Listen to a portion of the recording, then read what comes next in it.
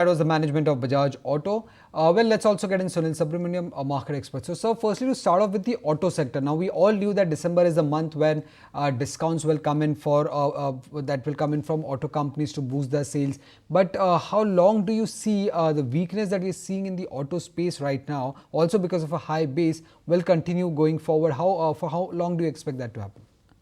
I think it will last till the middle of February. I don't see a quick turn on that because one of the things which is hurting, and these are the bottom of the pyramid in the auto segment, right? Two-wheelers are the lowest priced vehicles. And that's where the inflation has been hurting the consumer, and hence demand at the bottom of the pyramid has been weak.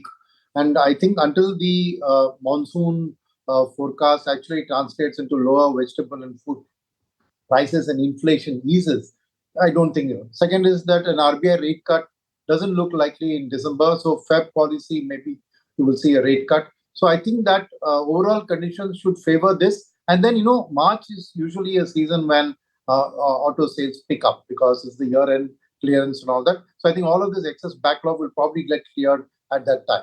So I expect this weakness to be there for the next month or so. And in the auto space, which segment do you expect to recover faster? Will it be the two-wheelers? Will it be the four-wheelers passenger vehicle? Or will it be companies with more focus towards commercial vehicle and or tractors? I think commercial vehicles are still some way off because the capex cycle recovery from the private sector is still taking time. So I would still bet myself on the entry-level SUVs in the four-wheeler space because I think those have caught the fancy of the Indian consumer because the price points as well as the carrying capacity is very attractive. So I would look at the entry-level SUVs as where the strongest growth will occur. Right. Good afternoon, Sunil. This is Cheryl for joining in the conversation. And no doubt you spoke about the auto sector, but let's talk about the market as a whole because you had the big event pass by, you had the Q2 earnings pass by, you had the US elections done, the state polls done, and then you got the Q2 GDP numbers, which were a shocker in sense. We did expect it to come in much milder than expected, but it was much more than that. What's your take now? How should market read into these numbers? Because your Q2 earnings weren't that good anyways.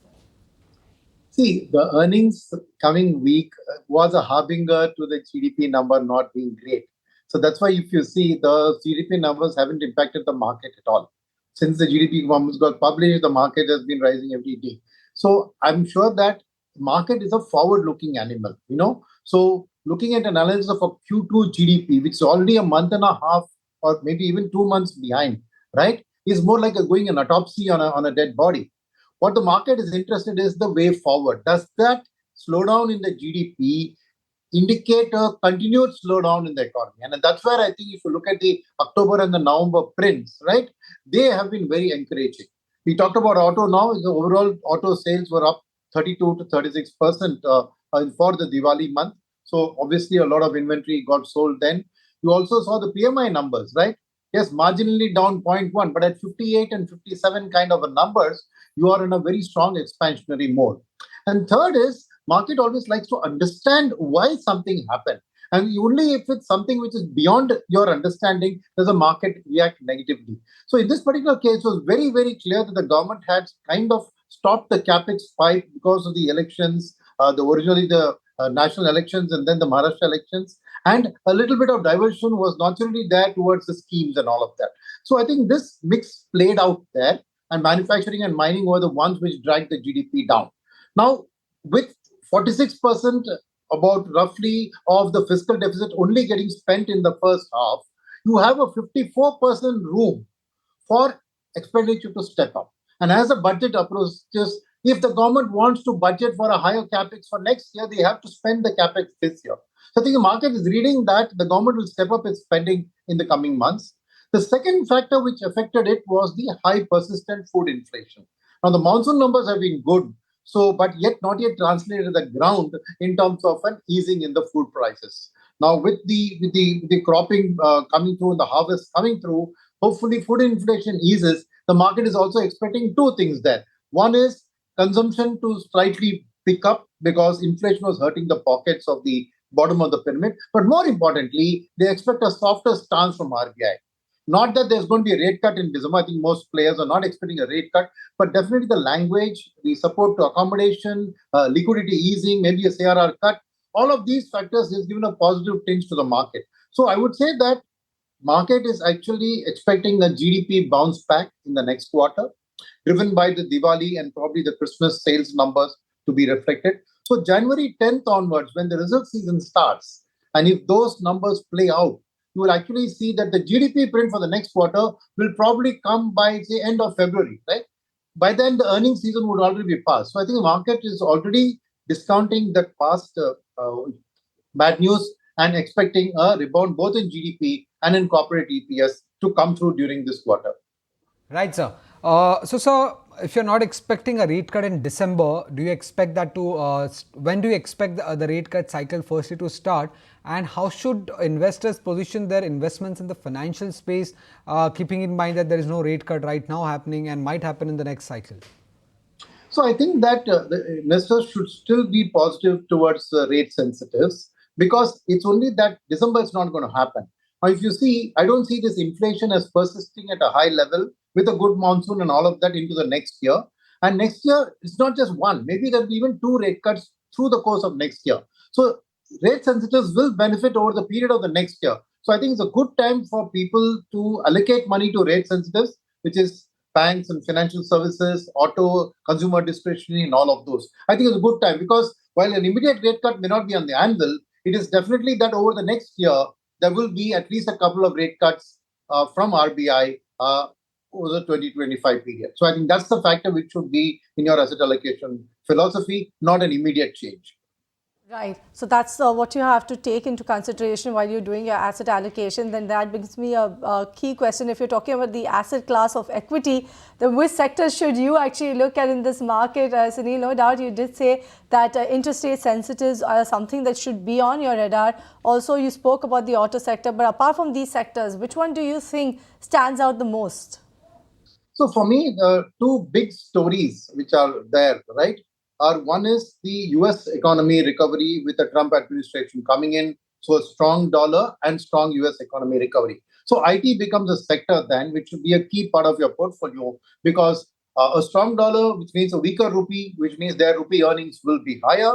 At the same time, a US economic recovery, if supported by Trump actions, would mean greater order book for the IT sector. So apart from the rate sensitives, I think that's one. And in the rate sensitives also, in the banking and financial services, the interesting part is that, see, it's the BFSI space is no longer only a banking space. You have the right-hand side of the balance sheet, which is the investment side, right? So you've seen the SIP book growth, you've seen the mutual fund inflows growth. So all of that means the fee-based income from distribution of mutual funds, from insurance policies, all should also benefit the banks. And I see that financial services overall as a play in a time of a rate cut expectation over a period of a year is a very good. So your overall BFSI pack, which is banks, NBFCs, asset management companies, insurance companies, brokerage houses, wealth management firms, I think all of them are very good plays for the next year. All right, so IT and the entire BFSI segment, the entire financial services segment, which include insurance, NBFCs, capital market plays also look attractive. Then where does that leave FMCG? You've not spoken about that particular sector. How does that one look, given the fact a lot of people actually put their faith in this sector right when you had the new government formation? Everybody thought now we'll see a pickup. You saw the entire sector rally, but then that rally fizzled off totally. It's seen a decline of about 9% or so in the last 3 months alone. So how should you be poised if you have taken a bet on the FMCG play, say in June or July? Just wait for the next inflation print because inflation hurts FMCG both on their cost side and on the demand side. When inflation is high, people's consumer surpluses go down, so they will tend to spend less. They'll stretch that bar of soap for that much longer. They will postpone their purchases till they get the consumer surplus. At the same time, a rising inflation driven by rising commodity prices hits the margins because they are dependent on crude and related, biscuits depend on wheat crop and, soaps depend on crude. So inflation is a key thing for the FMCG pack. And I think only when you see the inflation turn around and start to fall, will FMCG again really pick up, both from the EPS side as well as from the demand side. So I would say wait for that inflation print to come out. And if you see good signs, then you can continue to hold on to that space. But if you see inflation kind of strengthening and sticky, then I would say maybe you reallocate away from FMCG at this point in time. Right. So FMCG wait for the with every conversation, and that's China plus one strategy. What about that strategy now? Do you think that is going to make a comeback given the fact that despite the stimulus push, despite all the moves that the Chinese government has been doing or will be doing, the economic growth has not actually participated. So what's your view on that? Do you think the China plus one strategy will actually find back a flavor in the market? Absolutely. And for a completely different reason from what you have pointed out. Okay. So I think China plus one is going to be big in the sense for us to look at it this way, right?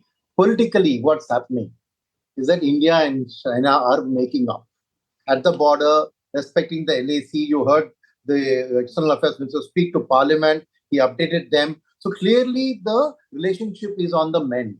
Now, what is the reason for that? I believe that it's not so much political as economic because China's biggest customer is America. And if Trump is going to put tariffs on China, what does China do with its production capacity? It will try to dump it on other countries. Now, that's one option, right? Now, those countries will be willing to buy it. But the more important thing is what China will do is China will try to enter into partnerships where they make part of the product and they finish the product in another market and export it from that market to the US. And India presents a wonderful opportunity here, provided we, on the political front, we are in better terms. So China plus one actually means that Chinese companies will look to India as an additional manufacturing destination from which to export out to the US. So China could very well beat the US tariff, implications by partnering with India. And for India, it's welcome because we have plentiful of labor, plentiful of land, and policy-wise. So I think this thaw in the political relationships which is happening is partly driven by the economic reality that in a new Trump world order, right? Probably China and India need to get together economically so that China's excess production capacity, partly substituted by India. So the PLI scheme will actually now see, and you see a few months ago, the government also made certain relaxation for Chinese engineers to come into Indian companies from a visa perspective. So I see overall that now there'll be a greater deal of partnership. I know this is something very contrarian, very controversial in a way to say that, but I see the winds of change happening along that. Because if India and Mr. Trump also raised this whole issue of the BRICS currency, right? So he's building a wall against that. So if you have to skirt it, right? I see that the China plus one strategy working very well, not only as substituting China, but partnering with China to export into the advanced economies. Right, so that's about that particular theme and how it will be played differently this time around, Sunil. Lastly, I just wanted your view on which are the sectors that you are avoiding at this point in time. You did speak about the sectors that look attractive, but which is that space that you would say that right now is a no-go?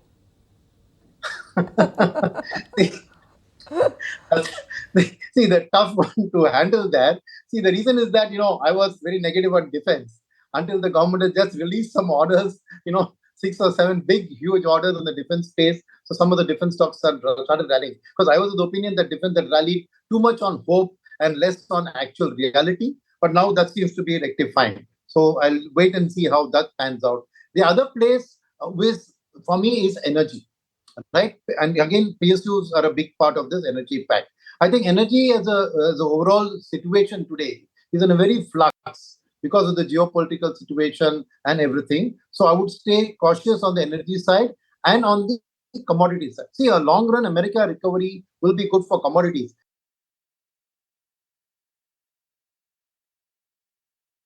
But if it's going to mean that China's economy doesn't recover, then commodities will be under pressure. So for me, commodities plus energy as global cyclicals are something that wait and watch